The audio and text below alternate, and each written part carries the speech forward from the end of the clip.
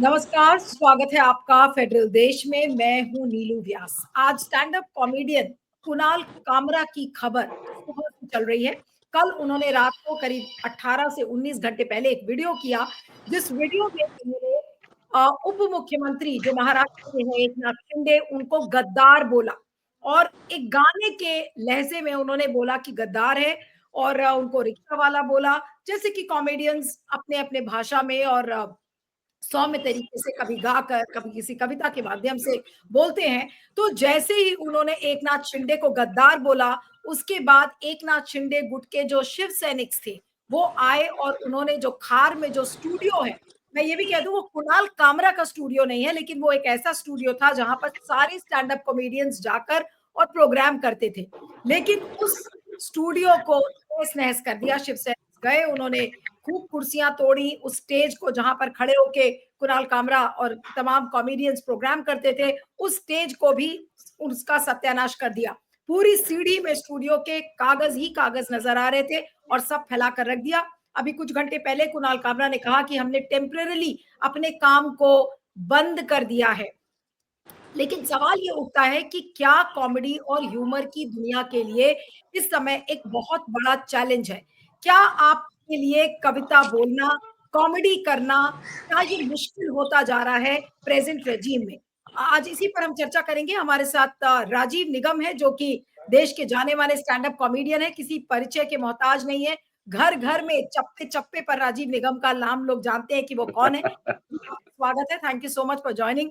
और सिद्धार्थ शर्मा हमारे साथ हैं, इंडिपेंडेंट मीडिया एनालिस्ट, आपका भी स्वागत है। आज की चर्चा मैं राजीव निगम से शुरू करूंगी क्योंकि लोग उनको आज सुनना चाहेंगे कि राजीव, कुणाल कामरा के एपिसोड को आप कैसे देखते हैं और एक स्टैंड अप कॉमेडियन होने के नाते क्या आज आपको इस बात का डर लग रहा है कि अब देश में स्टैंड अप कॉमेडी करना बहुत मुश्किल हो जाएगा? अगर इसी तरीके से जैसे कुणाल कामरा को अटैक किया गया और उनके ऑफिस को अटैक किया गया, तो फिर क्या करेगा स्टैंड अप कॉमेडियन आज का? बिल्कुल सही बात है। मुझे लग रहा है कि जिस तरीके से कभी सदियों पहले नालंदा विश्वविद्यालय को ख़त्म करने का प्रयास किया था कुछ लोगों ने और बड़ी-बड़ी यूनिवर्सिटीज़ को ख़त्म करने का प्रयास किया गया, तो आज की डेट में स्टैंड अप कॉमेडी वो विधा है, स्टैंड अप कॉमेडियन वो हैं जो देश के ताज़ा तरीन मुद्दों पे जिस पे कोई नहीं बोलता है। कई बार मीडिया वाले जो नेशनल मीडिया है जिनकी ज़िम्मेदारी है वो नहीं बोलते हैं, दूसरे लोग नहीं बोलते हैं, फिल्म इंडस्ट्री के बहुत सारे लोग नहीं बोलते हैं। तो एक स्टैंड अप कॉमेडियन और एक व्यंग्यकार ही एक ऐसा होता है जो उन मुद्दों को अपनी नज़र से देख करके और एक तरीके से सामने रखता है। तो आज अगर सरकारें सरकारें अगर एक छोटे से व्यंग्य से, हास्य से डर जाएं तो ये देश का पतन है। हम नीचे की तरफ जा रहे हैं। और जो भी स्टैंड अप कॉमेडियन होता है, स्टैंड अप कॉमेडियन ही एक ऐसा है कि जो इंडिविजुअल होता है। बाकी आप फिल्में देखेंगे उसमें प्रोड्यूसर भी होता है, डायरेक्टर भी होता है, बहुत बड़ी टीम होती है, लेकिन ये एक इंडिविजुअल होता है। एक किसी इंडिविजुअल को अगर आप डरा देंगे, धमका देंगे, है ना, उसके घर पे पुलिस आ जाएगी, उसके पेरेंट्स हैं, उसके माँ बाप हैं या बच्चे हैं, तो दहशत में आ जाएंगे, तो नो डाउट तो वो बंद ही कर देगा वो। और ये प्रयास पिछले काफ़ी समय से हो रहा है कि इसको यही एक विधा बची है कि जो स्ट्रेट फॉरवर्ड बोलने वाली विधा है, व्यंग्य के माध्यम से ही सही, तो इसको भी बंद करो, क्योंकि ये इन्हें बोलने वाले लोग नहीं चाहिए आज की डेट में। ये चाहते हैं कि हम ही सब कुछ बोले, पूरा वन साइडेड ही बोलना हो। टू वे होता है ना, तो टू वे नहीं है इनका। ये रेडियो पे बोलते हैं कि मैं बोल रहा हूं रेडियो पे, आप सुनो, तो सिर्फ वो बोले, दूसरा ना बोले। ये उस दिशा में जा रहे हैं और जब ऐसा होगा। आपको राजीव, आपको क्या लगता है कि कुणाल कामरा के इस गद्दार वाली कविता से एकनाथ शिंदे को इतनी मिर्ची क्यों लग रही है? उनको क्या चीज बुरी लगी? क्या क्योंकि कुछ लोग ये भी कहते आ रहे थे कि भाई देखिए, कंस्ट्रक्टिव क्रिटिसिज्म तो ठीक है, लेकिन इस तरीके से किसी को गद्दार बोलना ये सही बात नहीं है, ऐसा बोला गया। नहीं है, तो उन्होंने कहा, नाम कहां लिया है? उन्होंने कहां पर बोला कि शिंदे साहब के ऊपर हम कह रहे हैं? यही तो बात है सारी, बिना नाम लिए ही सब कुछ कह दिया। तो फिर तो जो ऐसा रहा होगा उसको लग रहा होगा कि ऐसा हूं मैं और मेरे बारे में बात हो रही, इसलिए बुरा लगा होगा। उन्होंने तो नाम नहीं लिया किसी का। और दूसरी बात यह है कि अगर एक स्टैंड अप कॉमेडियन है तो वो अपने हंसाने के लिए बात कर रहा है, वो आपका कैरियर आपको डिप्टी सीएम या आपकी पार्टी को खत्म करने की बात नहीं कर रहा है। जिन लोगों ने आपको डिस्ट्रॉय करने की कोशिश की उनके बारे में तो आप बोल नहीं पाते। और ये गद्दार शब्द या जो भी है ये मार्केट का है, कुणाल कामरा का अपना शब्द नहीं है। मार्केट में 2-2.5 साल से जब से वो सीएम थे तब से ये चल रहा था। विधानसभा के बाहर कई लोगों ने तख्ती लेकर के विरोध प्रदर्शन किया और बोला गद्दार गद्दार चिल्लाया, ये वीडियोज आए, और पन्नास खोखे ऐसा बोला गया उनको। तो ये जो हम लोग सुनते हैं, जो चीज मार्केट में चल रही होती है उसी को, जैसे लालू जी के बारे में चारा चोर बोलते थे, ठीक है। अब चारा चोर क्या एक स्टैंड अप कॉमेडियन को क्या मालूम, वो जो मार्केट में चल रहा है सौ तरफा ये शब्द चल रहा, तो उसके ऊपर कई लोगों ने जोक किए। या एक चाय वाला हो या रिक्शे वाला हो, क्या चाय वाला पे जोक्स नहीं हुए? चाय वाला कोई अपने घर से शब्द लेकर के नहीं आया था, चाय वाला शब्द एक आया कहीं से और उसकी चर्चा हुई, जब बहुत पॉपुलर शब्द हो गया वो, तो पॉपुलर चीज पे कमेंट किया जाता है। और ये लोगों ने एक मासूम भोले भाले कॉमेडियन को तो टारगेट कर लिया, लेकिन सबसे पहले गद्दार किसने कहा था, खुलेआम किसने कहा था? वो पॉलिटिकल पार्टी है, तो पॉलिटिकल पार्टी बोलेगी तो चल जाएगा, एक कॉमेडियन कुछ नहीं बोलना चाहिए। अरे आप जाकर के मातोश्री गिराइए, ठाकरे साहब ने सबसे पहले बोला था। नहीं, लेकिन उद्धव ठाकरे ने सपोर्ट किया है, उद्धव ठाकरे ने कुणाल कामरा का सपोर्ट किया कि भाई आपने गद्दार को गद्दार बोला तो ठीक ही है, इसमें गलत क्या है?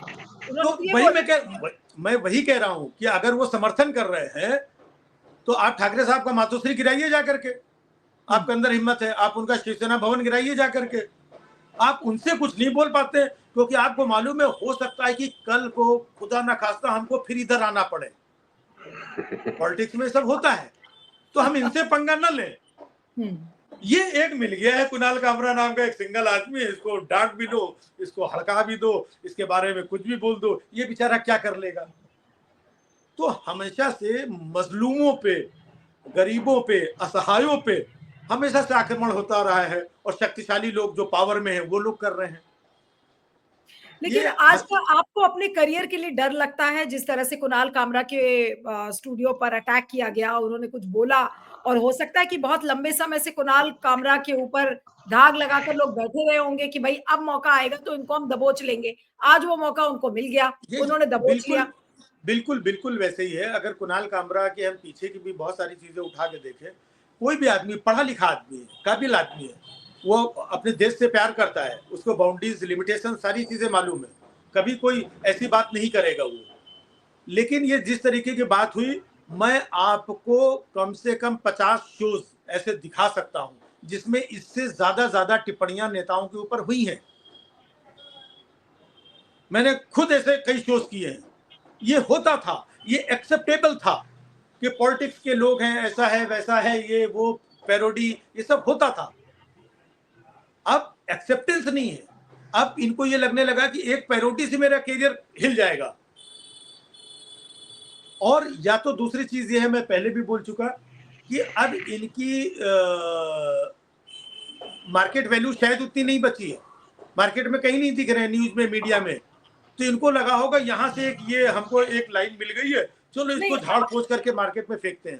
नहीं, तो आप ये कह रहे हैं कि एकनाथ शिंदे की लोकप्रियता नहीं थी, इसलिए पॉपुलैरिटी में वापस आने के लिए, न्यूज में बनने के लिए उन्होंने ये काम किया। हाँ बिल्कुल। अगर जब वो सीएम थे तब किस पोजीशन में थे, आज कहां पर है वो? दूसरी पार्टी आ गई, दूसरा सीएम बन गया, तो ये तो नीचे आ गए ना। अब नीचे आ गए, मीडिया में भी नहीं है, कहीं न्यूज में भी नहीं है। अब इनकी बात यहां पर भी कोई नहीं सुनना है, दिल्ली वाले भी नहीं सुनने हैं।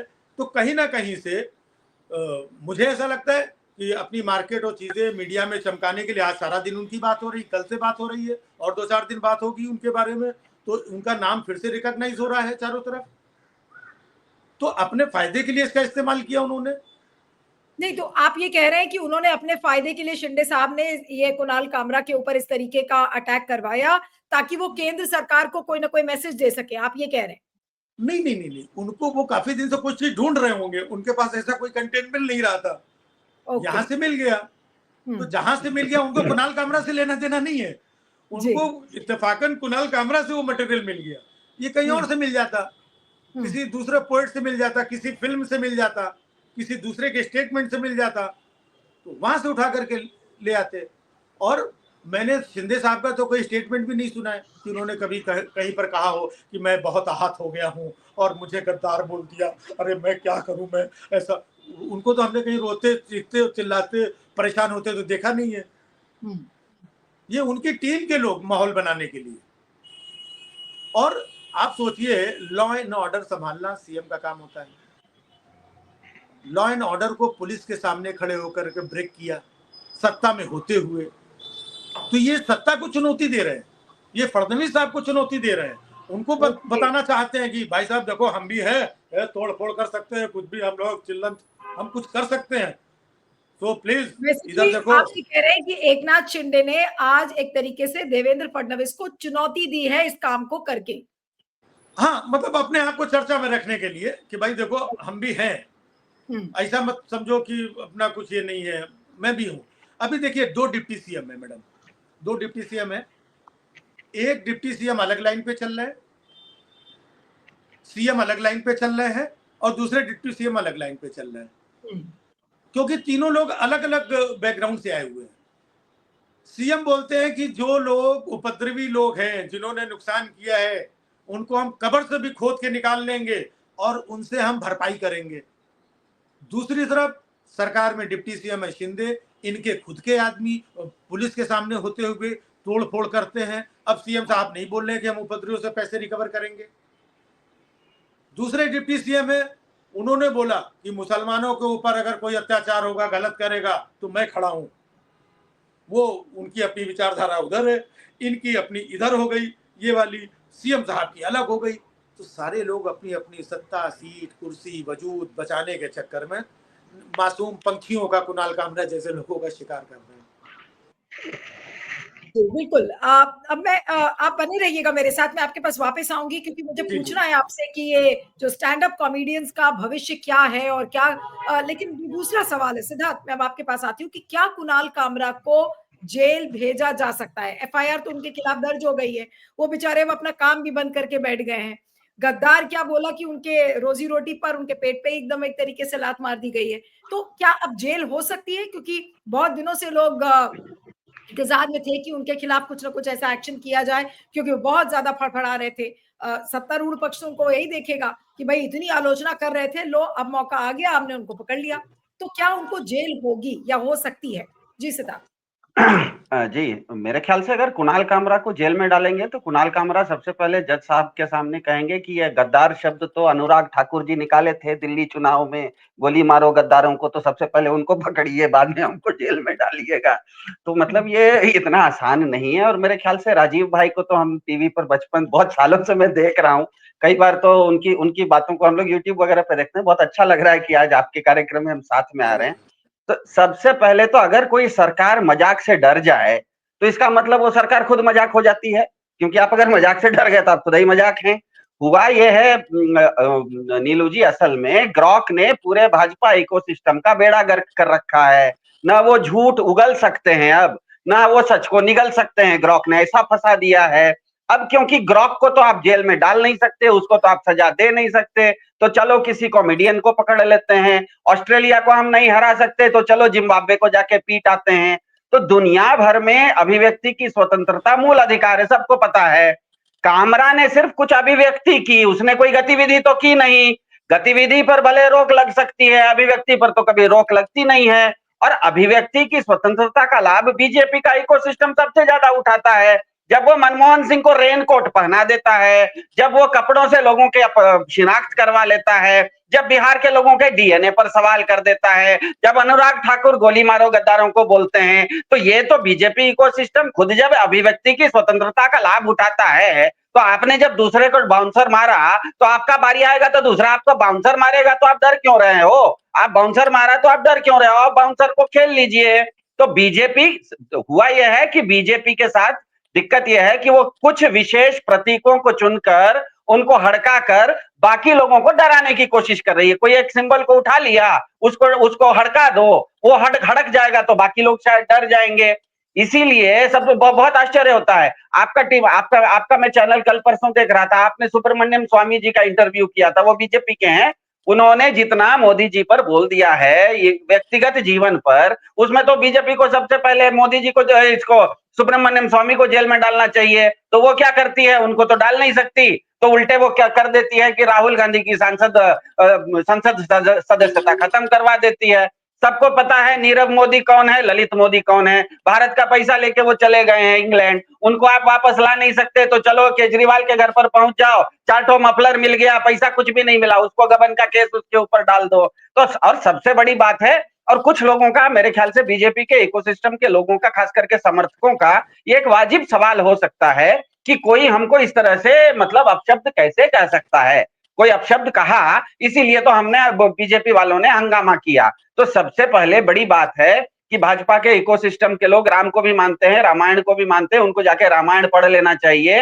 रामायण में जब राम जी की बारात लेके दशरथ जी गए थे ना जनकपुर में, तो मिथिला की महिलाओं ने उनको अच्छा से गाली दिया था। तो ये तो प्रचलित होता है। हम लोग मेरी भी संजोग से मेरी पत्नी भी पूर्वांचल से आती है, तो हम लोग की शादियों में तो बारात जब पहुंचती है तो महिलाएं गाली देती हैं। नारी बृंद सुर जेवत जानी, लगी देन गारी मृदुबानी। मैंने नहीं कहा, गोस्वामी तुलसीदास जी ने कहा है। तो गाली देना अभिव्यक्ति है, अभिव्यक्ति कोई भी कर सकता है, उसको आप रोक नहीं सकते। और सीधी सीधी बात है कि कुणाल कामरा समझदार व्यक्ति हैं, उन्होंने जो कहना था कहा, किसी का नाम नहीं लिया, अंत में उन्होंने भारत का संविधान भी दिखा दिया। तो अब मेरे ख्याल से बीजेपी के इकोसिस्टम को पता है कि कानूनी रूप से आप उनका कुछ नहीं कर सकते। नहीं, लेकिन जैसे जब उन्होंने संविधान की किताब दिखाई तो सिद्धार्थ, उनको पता था कि जब वो गद्दार बोलेंगे किसी ना किसी, जब किसी को, तो उनके खिलाफ ये एक्शन होगा। इसलिए क्या उन्होंने ये प्रिएम्प्टिव एक्शन ले लिया था कि लो भाई, हमने संविधान की किताब दिखा दी है और ये हमें इजाजत देता है कि हम किसी को क्या बोले। नहीं, वो प्रिएम्प्टिव एक्शन नहीं ले रहे थे, वो तो सच्चाई बता रहे थे कि हम जो बोल रहे हैं वो संविधान, किसी को आश्चर्य नहीं हो, कोई गलतफहमी में नहीं रहे कि हम जो बोल रहे हैं ये संविधान सम्मत है। क्योंकि संविधान के अनुसार ही अगर अनुराग ठाकुर दिल्ली के चुनाव में आके गोली मारो गद्दारों को कह सकते हैं, तो वो तो बीजेपी का बनाया हुआ शब्द है। इसका मतलब तो सार्वजनिक रूप से गद्दार शब्द का इस्तेमाल तो बीजेपी कर रही है। तो कुणाल कामरा अगर आईना की तरह बीजेपी जो कर रही है उसको दिखाएंगे, तो आप उस पर आपत्ति कैसे? ऐसा तो नहीं होगा ना कि मैं करूंगा तो रासलीला और आप कीजिएगा तो कैरेक्टर ढीला, ये तो नहीं बोल सकते, दोनों के लिए बराबर हो जाएगा। खैर मैं ज्यादा नहीं बोलूंगा, मेरे ख्याल से राजीव भाई को सुनने की मेरी इच्छा ज्यादा है आज। मैं राजीव जी के पास ही आ रही थी कि राजीव जी, अब आप ये बताइए कि स्टैंड अप कॉमेडियन की दुनिया के लिए कितना बड़ा चैलेंज है जो मौजूदा सत्तारूढ़ पक्ष है, चाहे वो केंद्र हो और चाहे फिर वो महाराष्ट्र की सरकार क्यों ना हो। क्या ये एक बड़ा चैलेंज हो गया है? आप लोग सोच समझ के बोले, आपने कौन सा शब्द इस्तेमाल किया उसको नापिए तोलिए, क्योंकि ये तो सबको पता है कि स्टैंड अप कॉमेडियंस जब लाइन लिखते हैं तो उनके लिए बड़ा एक चुनौती होती है, बहुत दिमाग लगाना पड़ता है कि आप किस व्यंग में आप बोले, किस तरीके से आप उसको कॉमेडी बताएं, लोगों को किस तरीके से कन्वे करें। क्या आप खाली लाइन पढ़ दें, क्या आप गाना गा दें? अब इस केस में तो उन्होंने गाना भी गाया, कुणाल कामरा ने। क्या एक चुनौती होती जा रही है एक स्टैंड अप कॉमेडियन के लिए भारत में? बिल्कुल चुनौती तो है। पहले जो हम लोग एकदम थॉट आता था तो उसको थॉट को थॉट के लेवल पे कंसीव करते थे और उसको थ्रो करते थे। अब कोई भी थॉट आता है तो उसके बाद में हम ये सोचते हैं कि इसका आउटपुट क्या होगा, कहाँ तक जाएगा, कौन क्या। तो ये जो एक्स्ट्रा एक्सरसाइज हो गई, तो हमारी क्रिएटिविटी को उस एक्स्ट्रा एक्सरसाइज से कहीं ना कहीं फर्क पड़ता है। जैसा अभी सिद्धार्थ जी कह रहे थे कि ऐसे ऐसे बयान हुए, लोगों ने बोला कि वो कपड़ों से लोगों को पहचान लेते हैं, बोला गया कपड़ों से पहचान लेते हैं। तो अब इसके ऊपर अगर मैं अपनी कॉमेडी के तौर पे बात करता हूँ कि वो लोगों को कपड़ों से पहचान लेता है और उसको कोई कपड़ों से ना पहचान ले, इसलिए दिन में 3 बार कपड़े बदल देता है। वो तो लोगों को कपड़ों से पहचान लेता है, उसको कोई पहचान ना ले, इसलिए दिन में 3 बार कपड़े बदलता है। अब ये मेरा ऑब्जर्वेशन है। अब मुझे नहीं मालूम कि इसका रिएक्शन क्या होगा। ये जोक अच्छा है, भाई साहब ने एकदम इंस्टेंट रिएक्शन दिया, हंसे, तो हमारे लिए एक यही रिएक्शन होता है कि नहीं ये अच्छी लाइन है। अब इसके बाद हम थोड़ा सा आगे बढ़ते हैं। अब आप बताइएगा कि ये इसमें हम क्या सोचें कि वो लोगों को कपड़ों से पहचान लेते हैं और खुद को कोई ना पहचान पाए, इसलिए दिन में 3 बार कपड़े बदल देते हैं। और हमने तो यहाँ तक सुना है कि नेहरू जी के कपड़े पेरिस में धुलने जाया करते थे लॉन्ड्री में। तो ये भी भाई साहब अपने कपड़े लेके पेरिस पहुंच गए लॉन्ड्री में।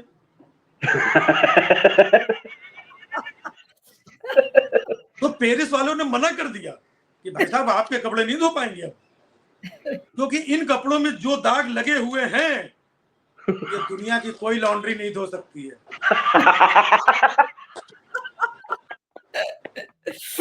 तो उस दिन से साहब ने डिसाइड किया कि रोज नए कपड़े पहनेंगे, क्योंकि हमारे अब ये मैंने इतनी बात की, अब मुझे बड़ा सोचना पड़ता है। बड़ी अच्छी बात थी, इंस्टेंट रिएक्शन ऑडियंस के लोगों, ऑडियंस पसंद कर रही है, देश के लोग जागरूक है, वो एंजॉय कर रहे हैं, समझ रहे हैं। ये अपने पॉलिटिकल नफा नुकसान का पैरामीटर लगा के, थर्मामीटर लगा करके चेक करते हैं। कॉमेडी वो चीज नहीं है जिसको आप माइक्रोस्कोप लगा करके एक word, comma, full stop cheque करने बैठेंगे, तो फिर नहीं होती कॉमेडी। कई बार हमें मना कर देना पड़ता है, कुछ शोज में जाते हैं, अरे सर आप ये मत बोलिएगा, ये मत कहिएगा, उनका नाम मत लीजिएगा, इनके बारे में कुछ मत बोलना। हमने कहा भैया तुम ही कर लो आकर के। भाई सब कुछ जब आप डिसाइड करोगे कि ये मत बोलो, वो मत बोलो, तो मैं बोलूं क्या, ये भी डिसाइड कर लो। और जब आप ये डिसाइड करने लायक हो तो मुझे बुलाने की जरूरत भी नहीं है। तो इससे कॉमेडियंस के ऊपर इस तरीके से अत्याचार, कहूंगा मैं, करके देश का और समाज का नुकसान किया जा रहा है। आज समाज से, देश से एक मजबूत विधा को, जो देश को दिशा दे सकती है, देश के लोकतंत्र के बारे में हक से बात कर सकती है, उस विधा को खत्म करने की कोशिश की जा रही है। ये सिर्फ एक कुणाल कामरा की बात नहीं है। नहीं, लेकिन आपको क्या लगता है कि अब उस स्टूडियो में क्या स्टैंड अप कॉमेडियंस कभी जाएंगे? खार का जो मुंबई का स्टूडियो है, वहां एक नहीं बहुत सारे स्टैंड अप कॉमेडियंस परफॉर्म करते थे, तो क्या आज उनके लिए एक बहुत बड़ा झटका है? अब वो 10 बार जाने के लिए सोचेंगे, या फिर वो कोई और ऑल्टरनेटिव ढूंढेंगे कि भाई वहां ना जाके और हम कहीं और रिकॉर्ड कर ले? वही होगा भाई, उस वहां पे डेली शोज होते हैं, डेली होते हैं, और डेली 3 से 4 शो होते हैं वहां पर, और अलग अलग लोग आते हैं, अपनी रिकॉर्डिंग करते हैं। वो एक प्रेमाइस है जहां पर लोग आते हैं शो देखने के लिए, वहां पर रिकॉर्डिंग होती है, उसका लोग अपना एक रेंट है, रिकॉर्डिंग के पैसे देते हैं, अपना परफॉर्म करते हैं, लोग देखते हैं, अपनी रिकॉर्डिंग लेकर के लोग चले जाते हैं। उसकी क्या गलती थी? उसकी क्या गलती है? अभी स्टूडियो हमें मुंबई में गोरेगांव से लेकर के, मलाड से लेकर के, टाउन से लेकर, बेंड्रा से लेकर के, हर जगह स्टूडियोज हैं। किसको कैसा स्टूडियो की जरूरत है, कौन कैसी फिल्म बना रहा है, किसको क्या, तो वो स्टूडियो लोग हायर करते हैं। अब कल को फिल्म का कोई विवाद और लफड़ा हो जाए, तो आप वो स्टूडियो में शूट हुआ था उसको जाके जला दें आप। तो सोचिए, और ये कौन जला रहा है? जो सरकार में, सत्ता में बैठे हुए लोग हैं। तो जिनको इतनी समझ नहीं है, तो पहली बात तो अफसोस ये है कि ये लोग सत्ता में बैठे कैसे हैं, जो इतने नासमझ लोग हैं। तो पहली बात तो इनके ऊपर लानत होनी चाहिए।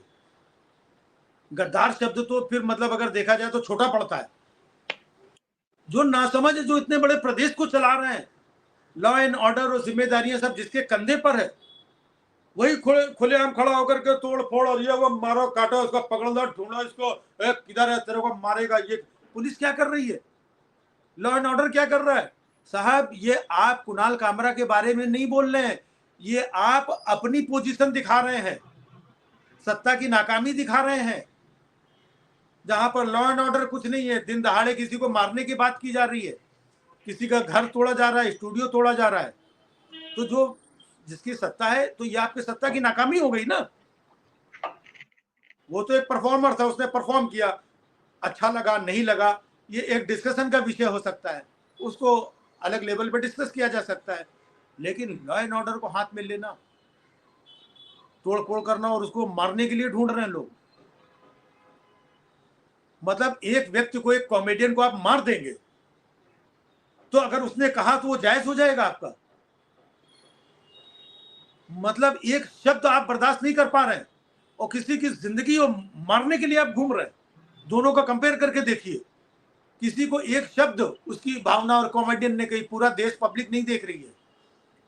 यह महाराष्ट्र है, यहाँ पर बहुत सारी पब्लिक मराठी जानती है, वो उस भाषा को इस्तेमाल भी नहीं करती है। और क्या जो स्टैंड अप कॉमेडियंस का जो भविष्य है राजीव, ये मेरा आखिरी सवाल है आपको, कि क्या जितने भी स्टैंड अप कॉमेडियंस हैं देश के, उनका भविष्य क्या आपको बहुत ज्यादा उज्जवल इस समय नजर नहीं आ रहा है?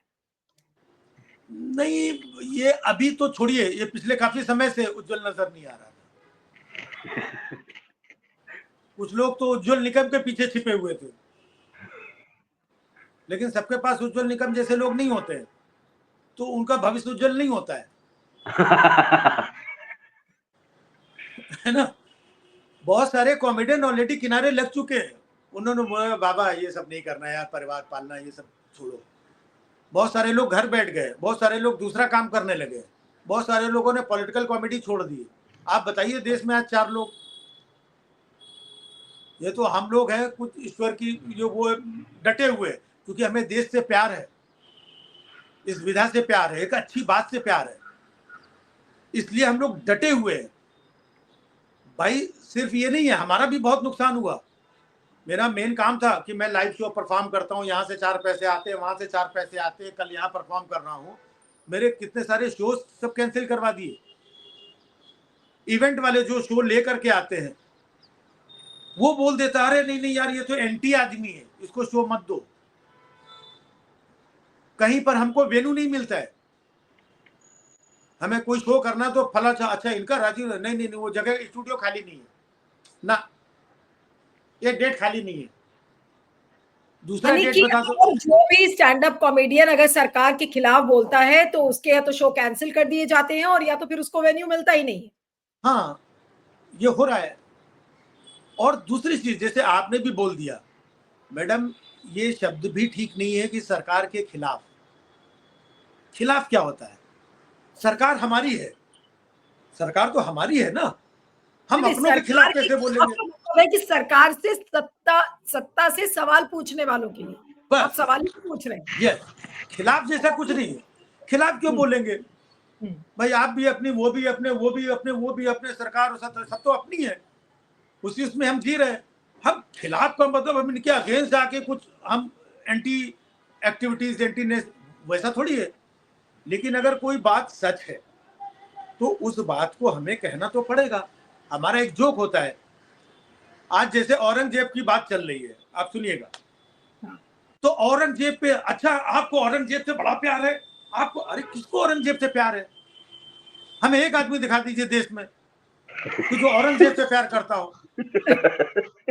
लेकिन मैं औरंगजेब के बारे में कोई जोक करने जा रहा हूं, तो जैसे मैंने बोला कि आजकल औरंगजेब की बात चल रही है, तो पीछे से आया, अरे नहीं औरंगजेब के बारे में बात मत करो, नहीं नहीं नहीं, नहीं लफड़ा हो जाएगा, लफड़ा हो जाएगा। अरे पूरी बात तो सुनो यार।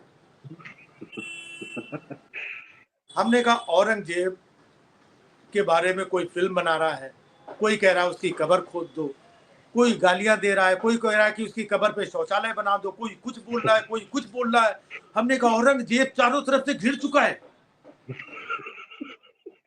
इतना तो जब वो जिंदा था कभी नहीं घिरा था जितना आज घिर चुका है। मैंने कहा अच्छा हुआ औरंगजेब तब मर गया था, आज जिंदा होता, आज जिंदा होता और चारों तरफ से घिर चुका होता, तो बेचारे को मजबूरी में बीजेपी ज्वाइन करनी पड़ती। ओह गॉड, लवली। तो अब आप बताइए, इसमें मैं कोई औरंगजेब के ये कर रहा हूं, इसमें मैं कोई बीजेपी के बारे में कुछ आके, ये जोक है। जोक में एक दो चीजों को हम कनेक्ट नहीं करेंगे तो आपको हंसी कैसे आएगी? बिल्कुल बिल्कुल। और औरंगजेब आज का इश्यू है जी, आज के इश्यू पे बात करेंगे। बिल्कुल बिल्कुल। अरे आपने इतने कम समय में ही, इतनी देर में मैं पता नहीं कितनी बार हंसी हो, जब आपके सिर्फ आपके कुछ लाइंस आपने बोली और उसी पे ही हम लोग हंस रहे थे। तो मैं सोचती हूँ वाकई में एक बहुत ही कमाल का ये हुनर है, और स्टैंड अप कॉमेडियंस क्या करेंगे। लेकिन एक बड़ा झटका, मायूसी जरूर है कि जो कुणाल कामरा के साथ हुआ। लेकिन कुणाल कामरा, हाँ सिद्धार्थ कुछ कहना चाह रहे हैं, उसके बाद में शो। हाँ, बहुत शॉर्ट में, ये विधा कहीं जाने वाली नहीं है। इसका प्रत्यक्ष प्रमाण इस कार्यक्रम में मिल गया कि आपने कुणाल कामरा के मामले पर एक राजीव भाई को बुलाया, वो भी स्टैंड अप कॉमेडियन है, बैठे बैठे उन्होंने दो बहुत अच्छे तुकबंदी कहिए या जोक सुना दिया, एक कपड़ों पर और औरंगजेब पर। ये जैसे मेरे जैसा व्यक्ति, मैं बहुत साल से राजीव भाई को देखता हूं, कभी कभी मेरे शहर में भी या कहीं पर उनका मतलब शो भी होता है, लेकिन एक बार भी मैं शो जाके नहीं देख पाया, कारण अलग थे, लेकिन इसके बावजूद मैं उनका फैन हूं, क्योंकि आज प्लेटफॉर्म्स इतने सारे हैं, आप यूट्यूब पर, इंटरनेट पर, सोशल मीडिया पर, कि मैं राजीव भाई से एक बार भी व्यक्तिगत उनका शो नहीं देखते हुए भी लाइव मैं उनका बहुत बड़ा फैन हूं। तो ये विधा कहीं नहीं जाने वाली, और क्योंकि भाषा में जिस दिन भाषा बनी थी उसी दिन 9 रस बन गए थे, चाहे श्रृंगार रस हो, हास्य रस हो, ये एक हास्य रस है, और हास्य रस जितना भी आप कोशिश कीजिए आप इसको दबाने का, आप यही होगा कि आप पानी को मुट्ठी में पकड़ना चाहेंगे, पानी को मुट्ठी में पकड़ेंगे तो खाली मुट्ठी पर धूल में लठ चलाने जैसा है। हम लोग तो सिर्फ हरियाणा में धूल में लठ बोलते हैं इसको। सिचुएशन जो होती है, मैं मतलब ये क्लोजिंग लाइंस में बोल देता हूँ कि आज का जो माहौल है कि अब ना भगवान ना खुदा की बात होगी, अब ना भगवान ना खुदा की बात होगी, ना मिलन ना जुदाई की बात होगी। भगवान के नाम पे, धर्म के नाम पे बुलडोजर और खुदाई की बात होगी। लवली लवली, आपका बहुत बहुत शुक्रिया Rajiv ji, thank you so much. और हमारे आप आइएगा, हमारे शो में आइएगा। बिल्कुल आएंगे, अगले बार कहीं ना कहीं खोज के आएंगे आपके नहीं शो। खोज के नहीं, मैंने मैडम को बता दिया है, मैं 1 अप्रैल को बहुत बड़ा शो कर रहा हूँ दिल्ली में ही, है ना। अरे आऊंगा सर, बिल्कुल आऊंगा। और अभी फेडरल इंग्लिश पर, इसी के तुरंत बाद फेडरल इंग्लिश पर शो शुरू हो रहा है, थोड़ी देर के लिए राजीव निगम जी उस पर भी आएंगे। मैंने आपको राजीव जी लिंक भेज दिया है फेडरल अंग्रेजी का, उसको आप प्लीज तुरंत ज्वाइन कर ले। 6:10 से हम फेडरल इंग्लिश पर इसी शो को कंटिन्यू कर रहे हैं। आपका बहुत बहुत शुक्रिया सिद्धार्थ और Rajiv ji, thank you so much, it was wonderful to have you on the programme, thank you.